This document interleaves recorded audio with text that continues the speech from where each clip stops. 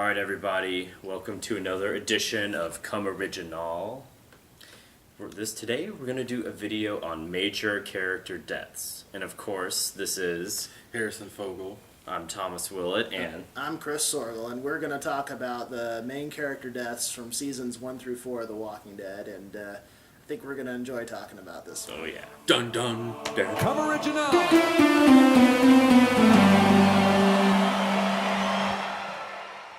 First of all, do we think season 5 is going to be the season where everyone is going to be safe? Is everyone safe in Terminus? No. Predictions, guys. Come on. Well, considering a lot of the advertisements have been survive and who will survive and, no one's safe, I would guess no. Ooh. No. So you don't trust them. No more those who arrive survive. I don't know. Well, first of all, let me address something real quick. We had a different name when we started, and that's sort of like, a warm-up video. This is probably our first legit, real video, so we're Come Original now. Better So, lighting. Better lighting. Camera's a bit closer, so you can probably hear us a little bit better. Anyway, so I think we're getting the production stuff down. Anyway, so let's kick it off with, previous seasons, the Walking Dead's known for its deaths, and it's stuff that comes out of nowhere, and it's shocking. I would say, out of all the shows ever made, its deaths are, ridiculously What good. show kills off more main characters Yeah. than any other show? No show. Let's Yeah. run through the seasons real quick, okay? Yeah. First season, we can't say we lost a whole lot of main characters, because everyone that you saw, but we lost Jim, we lost Amy, of course. That was a significant Jackie, one. Dr. Jackie. Jenner. But, season 1, the characters aren't nearly as developed as they are now. Right. So, You don't care about them nearly yeah. as much as you care later on in the series. Possibly we lost Merle. We don't know what happened to him in season 1. Yeah. But then we find out that he's okay. He just has a stabby arm. But did he last? No. He comes back only to die later, of course. Yeah. But let's go to season 2. Season 2, we met a few new characters, and we lost a lot of characters as well. I guess the first big one from season 2 would be Sophia emerging from the barn. Absolutely. That was probably I think that was the first, shocking Walking Dead moment. Because Sophia's still alive in the graphic novels, too. No one was expecting that when that season came. They thought that she was definitely still out there, and I personally thought Daryl was going to find her. Daryl went above and beyond. It seems like after a while of them looking that they might find her, and you never know, and it's just you never even think that she's going to be someone to actually walk out of the barn when all the other zombies come out. And the fact that she was the last one, and it was just, that whole moment was amazing because it caused so much chaos within the group.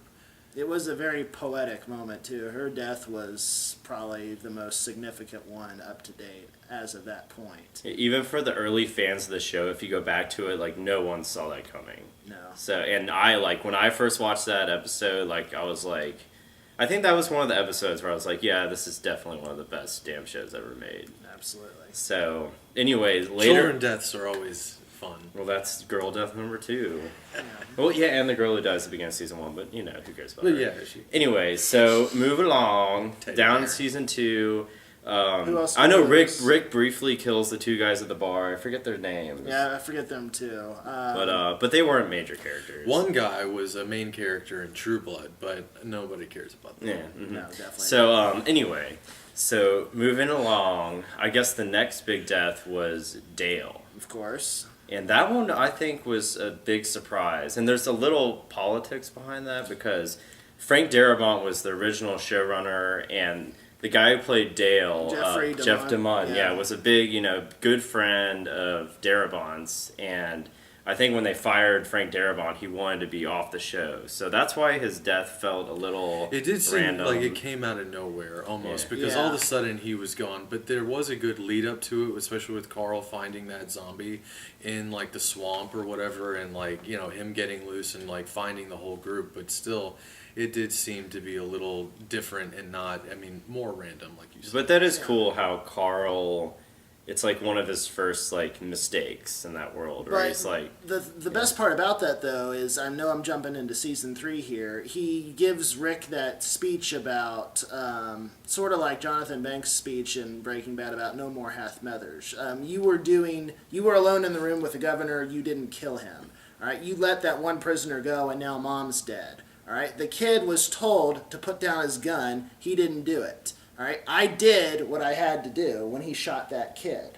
All right, I didn't kill the walker that killed Dale. That was my fault. I've learned from my mistakes. that was the lesson. Yeah, exactly. So, in that sense, he might have. I mean, Carl shooting that kid. I feel bad for the kid because it looked like he was handing his gun over. Maybe he wasn't though. They told him to drop it. He didn't do it. It's possible Carl saved all of their lives. Herschel, Beth, and himself. It is possible, but you're never going to know. I mean, it did seem like what Herschel said. It was in cold blood.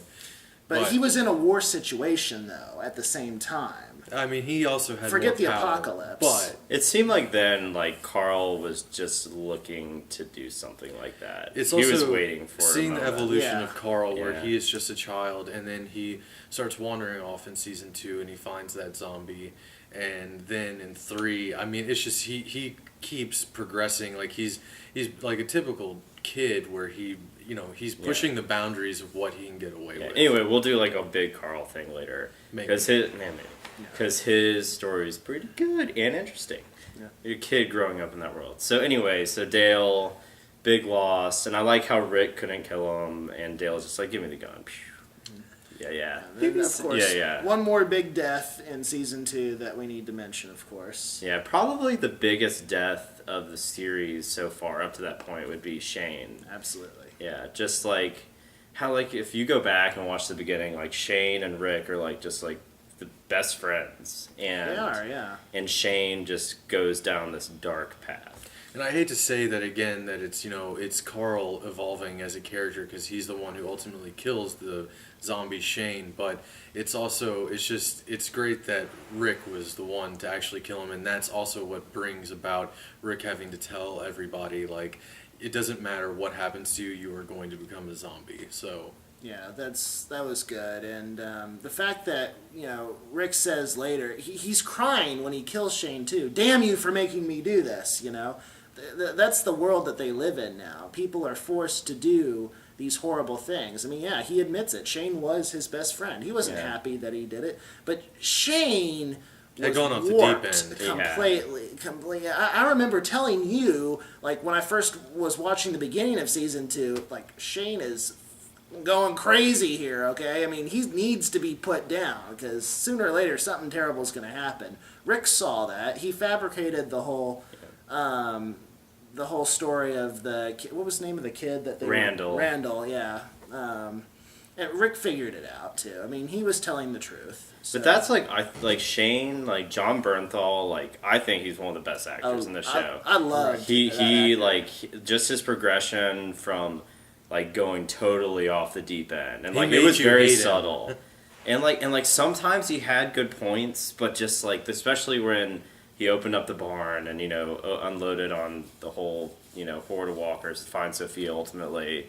Like he had a point, but the way he went about it was like totally wrong. Yeah. But that's what's cool about the show is like it's like Rick and like always has this opposing force to his viewpoint. Like Carol is kind of that in season 4, right? And and Herschel a little bit in season 3 when he goes off the deep end. But I like that dynamic because like one of the big themes is leadership, and like there's no perfect leader in the world, and I like how Rick struggles with that. And how he deals with his opposition. And Rick's not power hungry either. He doesn't want to be a leader. He's just forced to be.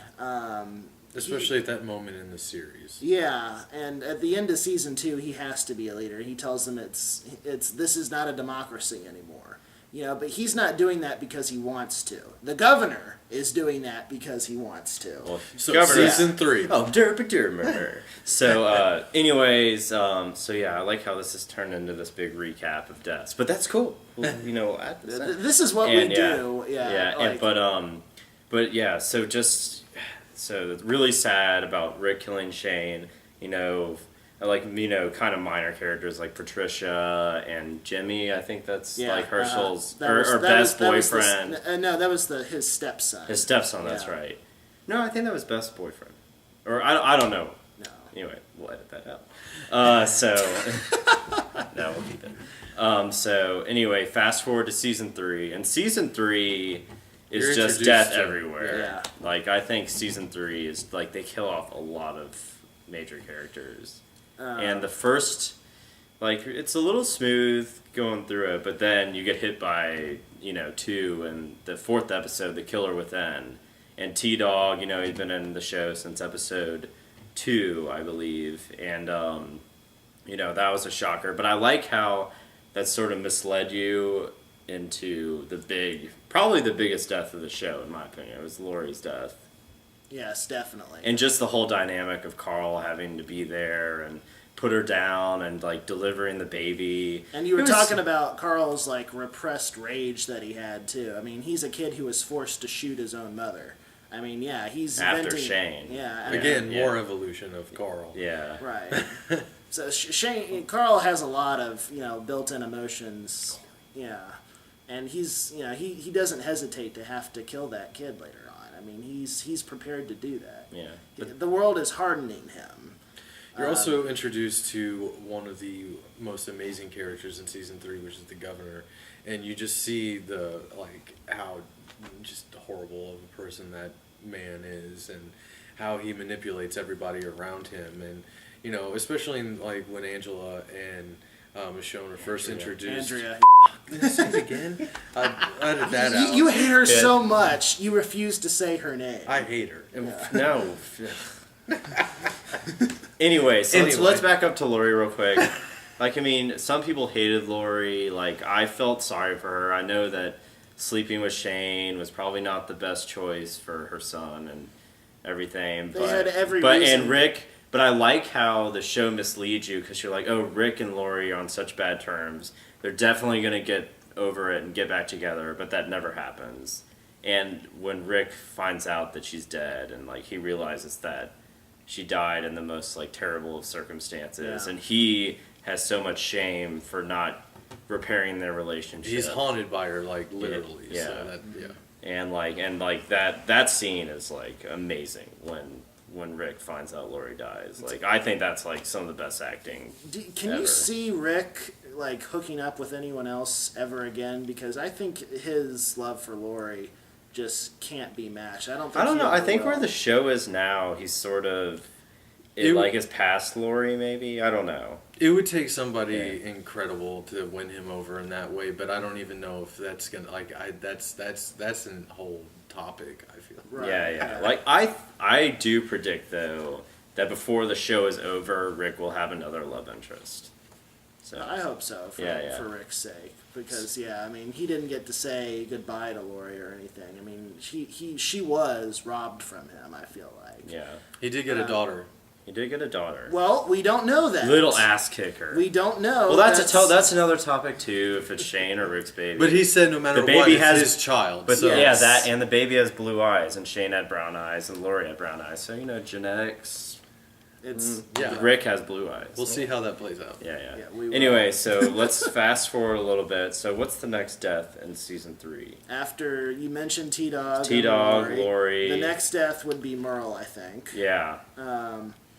Merle went through such a up and down in that season specifically, because he's so loyal to the government, but then when he finds out that his brother is still alive and he has an option to actually go and save him, he does everything to try to realign with his brother, but he just can't. He can't be with this group of people. But they do eventually get back together and everything, and it's one of those. It's fun seeing his dynamic, because he just pisses Rick off so much that he has to not Rick knocks out Merle, and then from there it's okay, this is how it is. He you pisses are not everybody alpha. off. Yeah. I mean, they were all telling him to shut the hell up. Yeah. Merle has a really difficult time merging with the group, because it's almost impossible because after what happened with Glenn and Maggie. Right. It's just the group cannot accept him because there was he's no a brutal need man. for Merle to do any of that. There was no need for him to capture them, take them back to Woodbury, and torture them. That's what ultimately started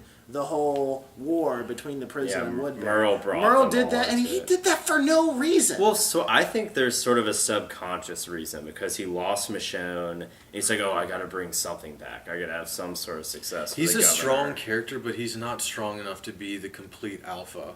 Yeah. Like, he needs someone to kind of tell him, and he hates people telling him what to do, but he still is kind of, he needs someone to tell him what to do. And he has like a respect for the governor. Well, because he knew what the governor really was. Right. He was one of the few people in the governor's inner circle, and he was able to appreciate that too, because Merle is at heart a very violent person, I feel like, and the governor is feeding that, you know.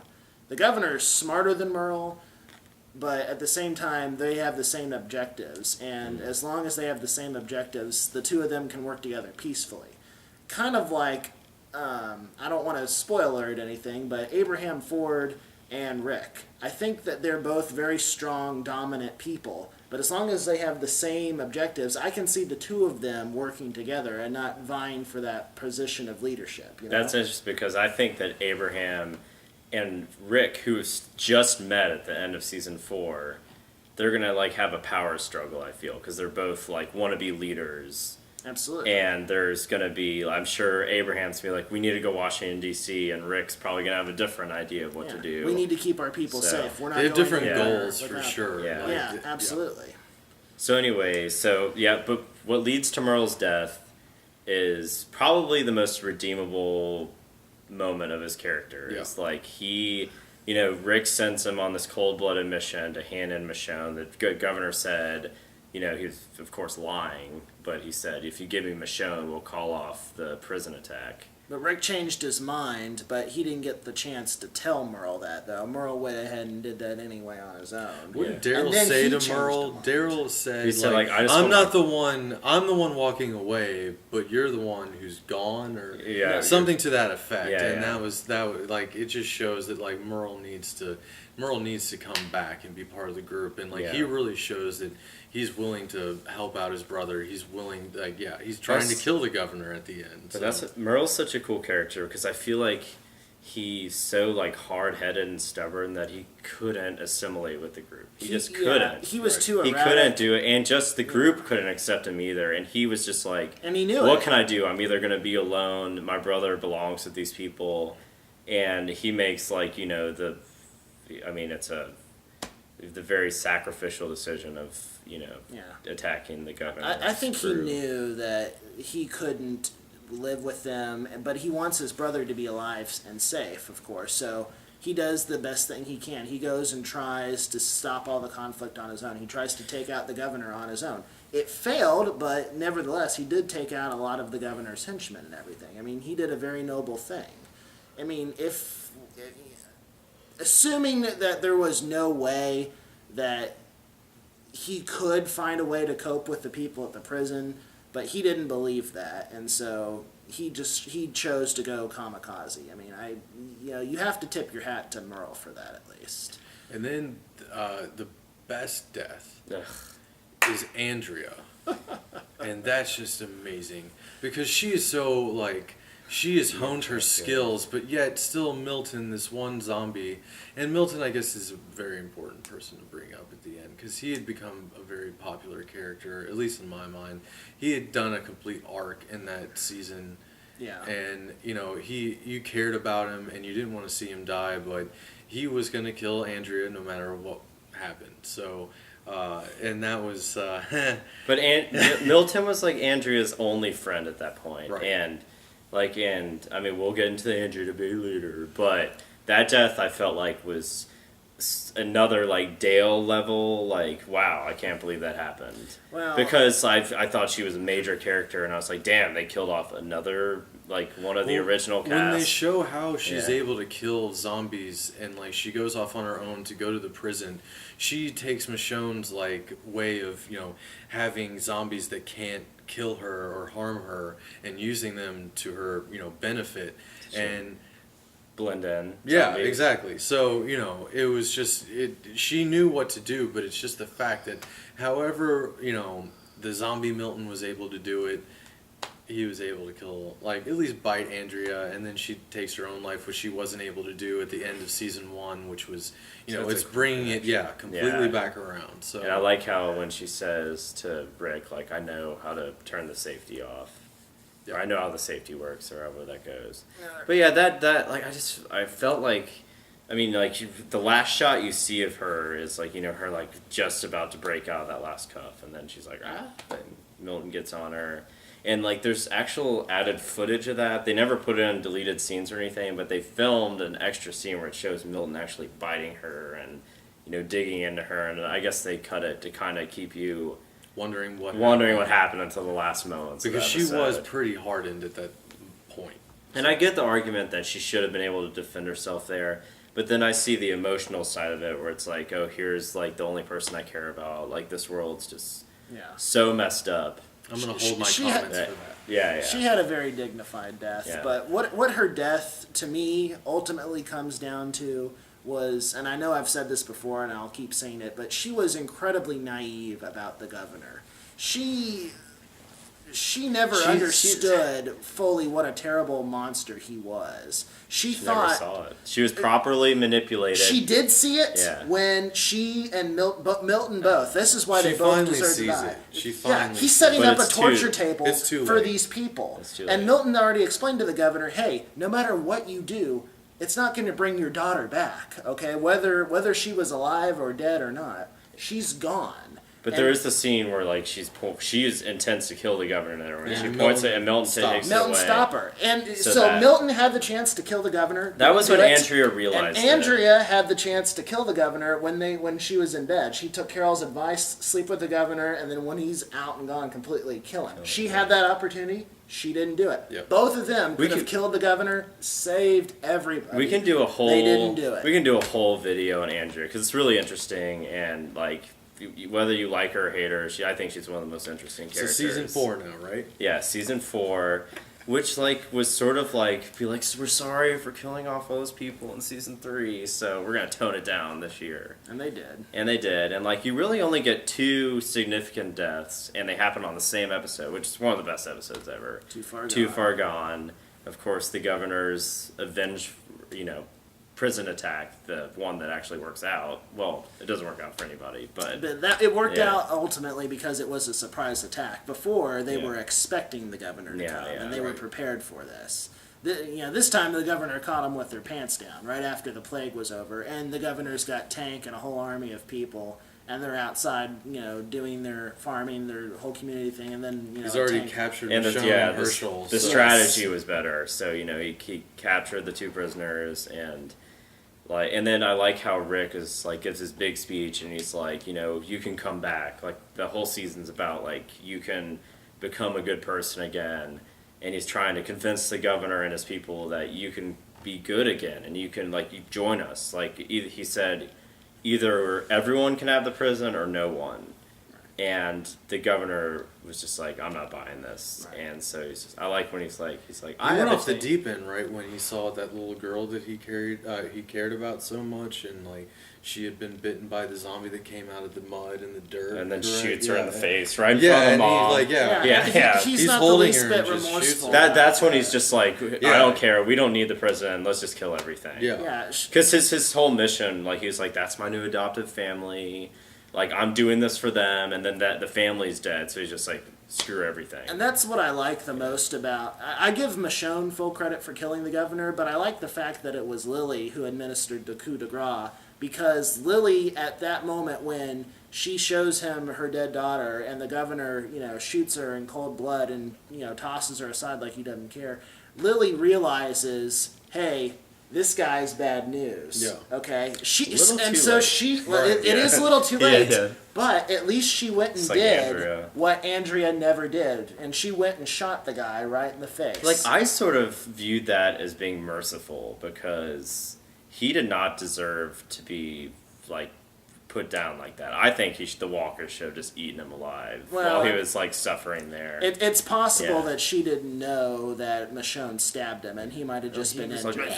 Yeah. She wanted to make sure he was going to be gone for forever, because he can come back from this homeless guy, rally a whole bunch of people, and create a war. who's to say he can't do that again later on? He's an incredible manipulator. He's incredibly dangerous, and he's bloodthirsty, manipulative, everything. The governor is pure evil. And any time you destroy something that is pure evil, a price has got to be paid. And that's why I think it was Herschel who is the one who died. That's why I think Herschel, everybody loved Herschel. Yeah. Nobody will disagree with that statement. He was a father to Rick, almost. He was wise, he was loving, and he wanted, peace for everyone, especially for Carl. You could see that very clearly in the last episode of the 4th season. He took Rick out of that whole, dark, depressed area that he got into, and was just like, you need to learn how to be a man and show your son how to, farm, and there's more to this life than just you have to be a merciless killer. Yeah. Right. You don't have to go out on runs every time and kill somebody. You all can live and be happy and live. And this place is secure. We don't need you to go out and slaughter all the time. Live your lives and be good people. That's the whole point of the prison. These fences have done their jobs, and they've proven that they've done their jobs. Yeah, Herschel was definitely the sad death versus Governor was he's dead. So, so that was the price. Yeah, it was very. I mean, that part was it just hit pretty hard. Yeah, everyone. And loved the Herschel. beheading and the brutality of it, and just when you see the governor just hacking at him, and it's you're just this is cable TV, okay? yeah. Well, that's what they say about the whole show in general. I mean, But yeah, I like how the governor tried to be good, and he's just I'm evil, whatever. Yeah. I can't do it. Out of it. Yeah, he can't. He couldn't do it. He tried, but he couldn't. So those two were the big deaths in season 4, and there was also. So we have 2 deaths, and I mentioned this last time. Martinez, I wouldn't consider that a big death, but it's one to mention. It's still because he was trying to do something positive. Yeah, but it's it just. I mean, the governor saw him as a weak leader. Yes, exactly. He was just he's not going to protect anybody, and he took care of that. Yeah, and he the way hit him he with knows how. A 5-iron. We can't go. We can't go without mentioning Joe. Because that was an awesome death, by the way. That was freaking awesome. that was that's one of the best scenes in the history of the show. Absolutely. No one saw that coming at that moment. I really liked the second half of season 4. I liked all the individual stories, and I liked it was the first time where the show went off in all these different directions, and I liked the finale. It all came together. And I know everyone didn't like that, but it was a good way to break up the show and get it back together. I thought it was to get back together. Yeah, but that was the point of it. It's just when are they going to get back together? And you're that was waiting the suspense. And it was also an opportunity to develop these characters that hadn't been really developed, like Beth, and you learned a lot more about Daryl and. Bob, he got a lot of background in those episodes, and but yeah, Joe's death was that was a turning point for Rick. That's where the whole you can still be a good person, that sort of gets thrown out the window there. You are sort of too far gone, but Rick deals with it. He's like I can do these brutal things, but I can still be a sensible person. I agree. Yeah, I don't see Rick ever going completely off the wagon, but he had to do what he did right there. I think anybody, if their son was being raped and about to be murdered, I think that I would definitely enjoy a nice throat bite. I mean, you would do. I just also like the dynamic of he's taking what he's learned from the zombies. And he's using it on a person. That's the initial awesome. Because when he was holding him, I was like, what is he gonna do? He's already head-butted. And he's trying to do everything, and then the fact that he just went out in left field and bit the guy's neck, that's not something I would think to do. But now I think. And then he goes and stabs the guy 100 times, and that shot where zooms in on Carl. yeah. And you're just Jesus, Rick. Easy. Cool. Norman Reedus was anybody would have done that. And, I mean, I probably when you're put in that position, you got to do what you got to do. And he did exactly. But anyway, so that was sort of. I guess we'll make 2 videos. That first part was recap of deaths, So now we're going to move on to season 5 death predictions.